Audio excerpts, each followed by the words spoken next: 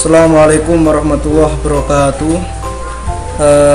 Di sini masih dengan saya, yakni Kang Rofi, yang mengampu materi mata pelajaran SKI dengan judul Islamisasi Madinah zaman Rasulullah SAW, dan ini sudah sampai di bab 2. Nah, ini berikut kompetensi intinya. Ada 4 poin. Yang pertama yaitu menghayati dan mengamalkan ajaran agama yang dianutnya. Yang kedua, menunjukkan perilaku jujur, disiplin, bertanggung jawab, peduli atas berbagai permasalahan dalam berinteraksi. 3. Memahami, menerapkan, dan menganalisis pengetahuan faktual berdasarkan rasa ingin tahunya tentang ilmu pengetahuan, teknologi, dan seni dan budaya. Yang keempat, mengolah, menalar, dan menyaji dalam ranah konkret dan ranah abstrak terkait pengembangan diri yang dipelajarinya di sekolah secara mandiri. Nah, dari kompetensi inti ini nanti akan diteruskan ke kompetensi dasar. Nah, kompetensi dasar itu saya ambil singkatnya saja.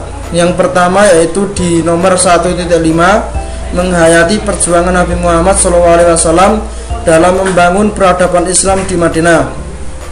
1.6, menghayati substansi Piagam Madinah sebagai salah satu strategi perjuangan Rasulullah SAW. Yang ketiga yaitu nomor 3.4, menganalisis kebudayaan masyarakat Madinah sebelum Islam. Selanjutnya, poin 3.5, menganalisis strategi dakwah Rasulullah pada periode Madinah. Berikut yaitu pada nomor 5, pada poin 3.6, menganalisis substansi dari Piagam Madinah atau Mitsak al-Madinah. Poin 4.4, menilai kebudayaan masyarakat Madinah sebelum kedatangan Islam. Dan yang terakhir yaitu di poin 4.5, mengapresiasi strategi dakwah Rasulullah SAW periode Madinah dan menyajikannya dalam bentuk tulisan atau media lain. Nah, kita lanjut ke tujuan pembelajaran. Tujuan pembelajaran kali ini adalah menganalisis peristiwa hijrah yang dilakukan Rasulullah SAW. Yang kedua, menganalisis peristiwa hijrah yang dilakukan sahabat sebagai bentuk semangat ukhuwah Islamiyah. Yang ketiga, menganalisis substansi dan strategi dakwah Rasulullah periode Madinah untuk menumbuhkan sikap toleran dan tolong-menolong dalam kehidupan beragama. Yang keempat dan terakhir yaitu menganalisis substansi Piagam Madinah Mitsak al-Madinah sebagai bentuk penanaman sikap hidup rukun dan saling menghargai antar umat beragama. Nah, ini adalah tujuan pembelajaran. Dan kita lanjut ke konten atau materi. Nah, ini ada beberapa. Yang pertama yaitu peristiwa hijrah Nabi dan para sahabat, substansi dan strategi dakwah Makkah dan Madinah.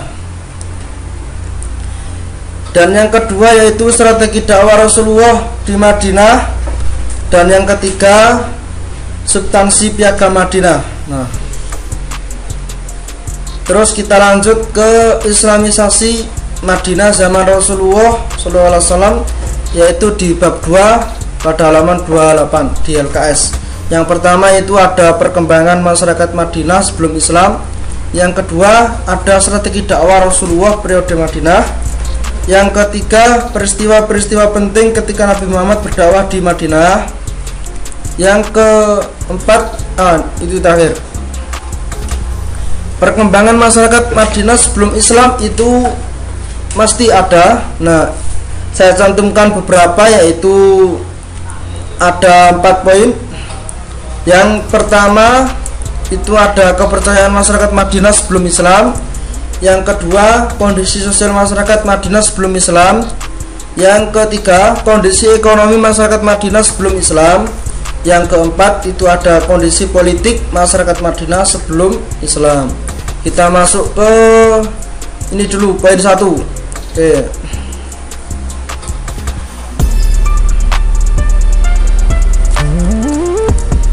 Kita masuk ke poin 1.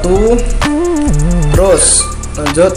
Nah, ini di poin 2 yaitu strategi dakwah Rasulullah periode Madinah. Ini bab 2. Lanjut,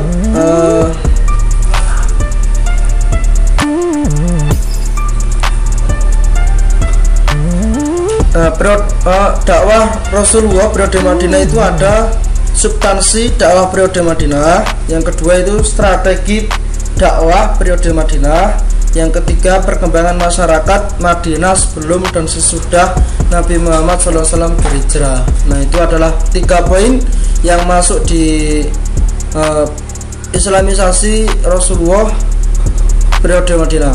Selanjutnya yaitu peristiwa-peristiwa penting ketika Nabi Muhammad SAW berdakwah di Madinah. Yang pertama itu merumuskan Piagam Madinah atau yang disebut dengan Mitsak Madinah. Yang kedua, reaksi Nabi Muhammad terhadap golongan kafir Quraisy itu. Yang ketiga, perjanjian Hudaybiyah. Dan selanjutnya itu adalah kita membuat tugas, yaitu jangan lupa dibaca ulang materi yang sudah dipelajari hari ini, karena dari hasil pembelajaran itu hanya 20%, 80%-nya itu hasil dari membaca ulang di luar jam sekolah gitu. Yang kedua, tugas mandiri di halaman 28 jangan lupa dikerjakan ya, karena itu sebagai bentuk bahwa kita itu sudah mencapai mana atau sudah bisa menangkap yang mana yang diberikan oleh praktikan dalam mengampu mata pelajaran SK ini. Misal kita sudah paham hal ini, maka yang dikerjakan bahwasanya ini gitu ya, menunjukkan bahwasanya kita itu sudah capai dan sudah paham tentang pertanyaan tersebut itu. Nah, sudah apabila dari awal tadi masih dirasa ada yang bingung, bisa ditanyakan sampai mana, dan mana yang masih bingung bisa ditanyakan. Pertanyaannya bisa ditulis di lembar kertas, nanti dikumpulkan, dan kalau ada waktu ya tak berikan jawabannya seketika. Kalau enggak ya mohon maaf, diberikan PR, lusa ataupun pertemuan berikutnya akan saya jawab itu.